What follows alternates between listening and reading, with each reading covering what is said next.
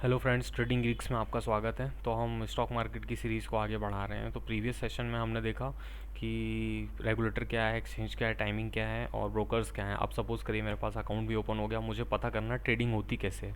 तो मैं Indian stock market की बात करूँगा। ट्रेडिंग जो है वो तीन प्रकार से होती है। एक होती है इक्विटी यानी कैश में, और दूसरी होती है डेरिवेटिव में। तो डेरिवेटिव क्या होता है?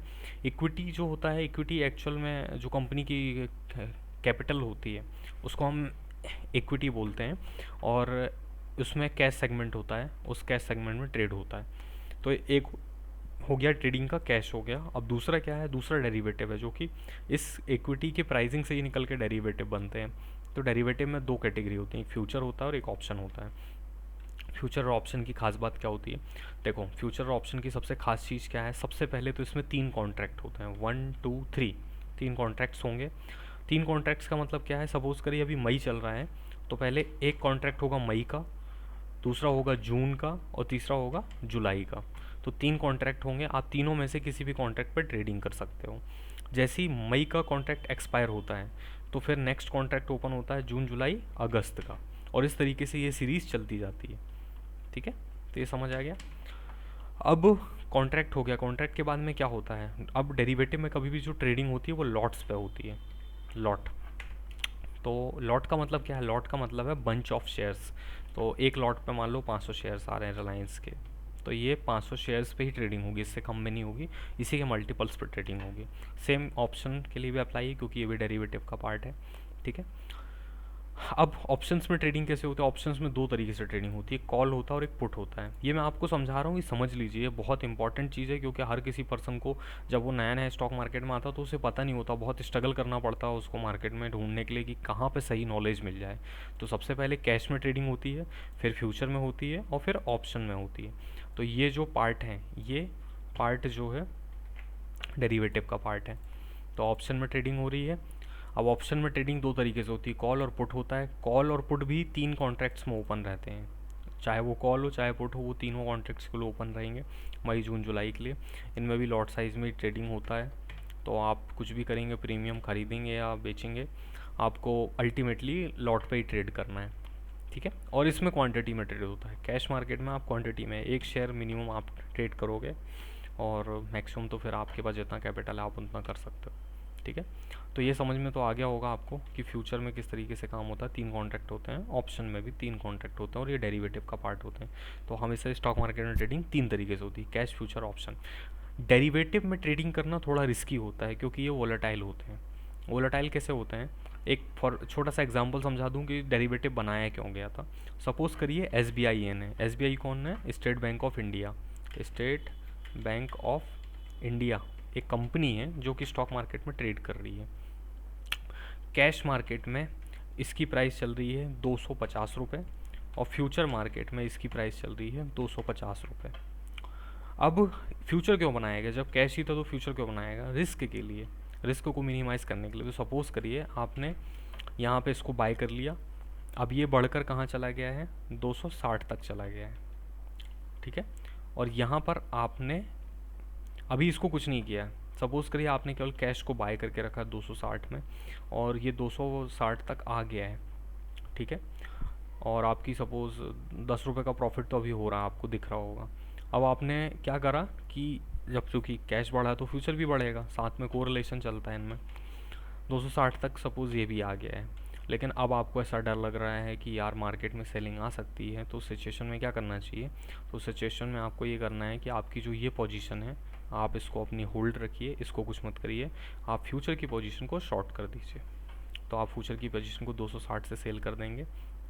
जब ये 260 की वैल्यू आपकी जो कैश की है, जब ये गिर के 250 आएगी, तो आपकी जो शुरुआत में वैल्यू थी वही लास्ट वैल्यू हो गई, क्योंकि आपने 250 से बाय किया, वो 260 तक आया, फिर मार्केट में सेलिंग आ गई और वो 250 तक आ गया। तो आपको यहाँ पर जो प्रॉफिट हुआ, क्या हुआ? कुछ भी नहीं हुआ, नथिंग। आप अल्टीमेटली जीरो पे बैठे थे।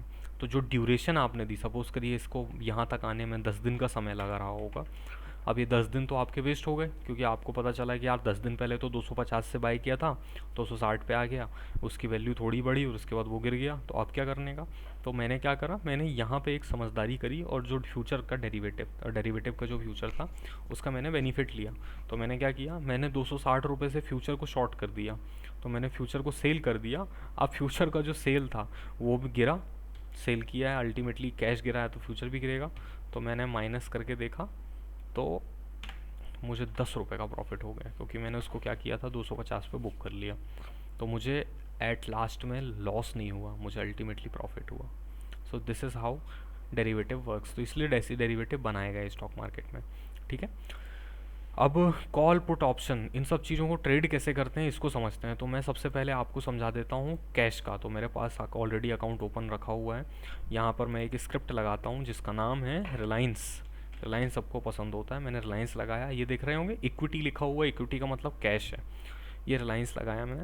यहाँ पे फ्यूचर भी होगा, ये देखिए ये लिखा हुआ है मई फ्यूचर, जुलाई फ्यूचर, और यहाँ उसके सामने क्या लिखा है, NFO, NSE फ्यूचर ऑप्शन।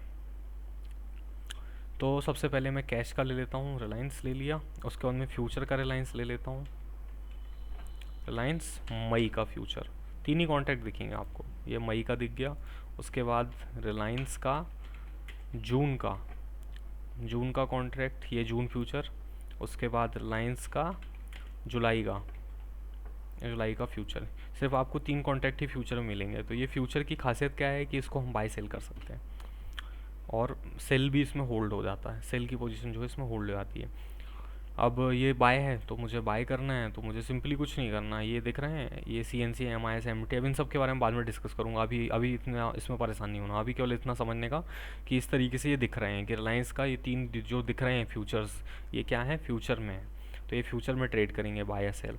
और ये क्या है, इक्विटी लिखा है, मतलब कि ये कैश में ट्रेड करेगा। अब मान लो इसकी प्राइस कितनी चल रही है, ओ सॉरी मैंने गलत स्क्रिप्ट चूज़ करी है। ये रिलायंस का इंडस्ट्रीज़ इंफ्रास्ट्रक्चर है, मुझे रिलायंस इंडस्ट्रीज़ लेनी है। एक मिनट रुकिए, रिलायंस इंडस्ट्रीज़, ये रिलायंस इंडस्ट्रीज़। ये देखिए, आप प्राइस देखिएगा, थोड़ा बहुत हल्का सा डिफरेंस होता है, क्योंकि वो हेजिंग की जाती है ना, जैसे मैंने बताया ये हेजिंग ही तो है, एक तरफ बाय करना दूसरी तरफ सेल करना, इसको हेजिंग बोलते हैं। तो ये हो गया। अब सपोज़ करो 1930 चल रहा है, तो मुझे कॉल लेना है, तो मुझे कॉल लेना है रिलायंस का, तो मुझे 1900 का कॉल ले लेना। तो मैंने रिलायंस 1900 लिखा। अब यहाँ PE जो लिखा है, PE का मतलब होता है पुट, मैं यहाँ पे आपको जानकारी के लिए लिख देता हूँ PE। और ये होता है कॉल, कॉल का मतलब क्या होता है, CE। रिलायंस का PE 1900 का और कॉल 1900 का, तो मैं दोनों ले लेता हूँ। रिलायंस का PE भी ले लिया और रिलायंस का 1900 का CE भी ले लिया। मैं क्यों खरीदता हूँ, कॉल और बाय खरीदने का रीज़न क्या होता है। कॉल और बाय खरीदने का सिंपल रीज़न है, हम कॉल तब खरीदते हैं जब हम एक्सपेक्ट करते हैं कि मार्केट में बाइंग आएगी, सिंपली। तो हम तब कॉल को बाय कर लेते हैं। हम पुट को बाय तब करते हैं जब हमें लगता है कि मार्केट में सेलिंग आने वाली है, तो हम अपनी पोजीशन को हेज करने के लिए हम कॉल और पुट बाय कर लेते हैं। ठीक है, ये भी समझ में आ गया, सॉरी।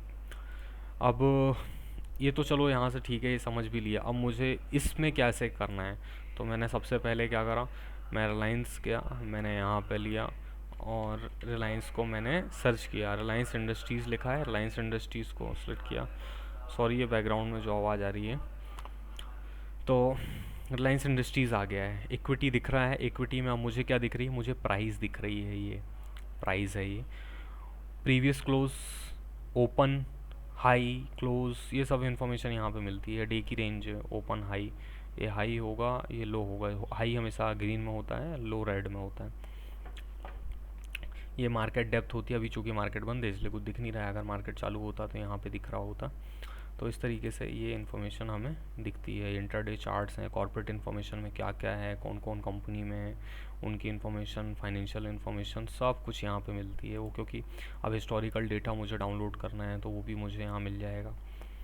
ग्लॉसरीज़ में तो बस छोटी मोटी इन्फॉर्मेशन होती हैं जो कि एक नए पर्सन को पता होनी चाहिए। ट्रेडेड वैल्यू और स्टॉक का टोटल मार्केट कैप कितना हुआ, ये सब फलान इन्फॉर्मेशन हमको यहाँ पे मिलती है। एक्चुअल में ट्रेडिंग में जब हम बहुत बड़े मतलब बहुत बड़े प्रोजेक्ट के हिसाब से अगर हम ट्रेड करते हैं ना, तब हमें इतनी सारी इन्फॉर्मेशन की ज़रूरत होती है। एक रिटेल ट्रेडर जिसको रोज़मर्रा की ज़िंदगी में 2,000-5,000 रुपये स्टॉक मार्केट से कमाने हैं ना, उसको बेसिक इन्फॉर्मेशन होना भी इनफ है। चार्ट्स की रीडिंग, टेक्निकल चार्ट्स की रीडिंग इनफ है। और अगर वो एल्गोरिदम में काम करने में इंटरेस्टेड है तो फिर उसको मेरा चैनल सब्सक्राइब करना पड़ेगा और मैं उसे एल्गोरिदम ट्रेडिंग सिखा दूँगा। और और क्या हम जान सकते हैं यहाँ पे, मार्केट डेटा है। मैं ये सब चीज़ें आपको अब नेक्स्ट वीडियो में बताता हूँ कि नेक्स्ट वीडियो में मैं आपको बताऊँगा ट्रेड ऑर्डर प्लेस कैसे करते हैं और इस NSE की वेबसाइट में हम किसी पर्टिकुलर स्क्रिप्ट की पूरी इन्फॉर्मेशन कैसे सर्च करते हैं। तब तक इस चैनल को सब्सक्राइब करें, अपने दोस्तों को बताएं और शेयर करें। मेरे चैनल की पॉपुलेशन जब सब्सक्राइबर भी बढ़ेंगे तो मुझे खुशी होगी कि मैं और अच्छा नॉलेज जो है लोगों तक शेयर कर पाऊँगा। Thank you so much.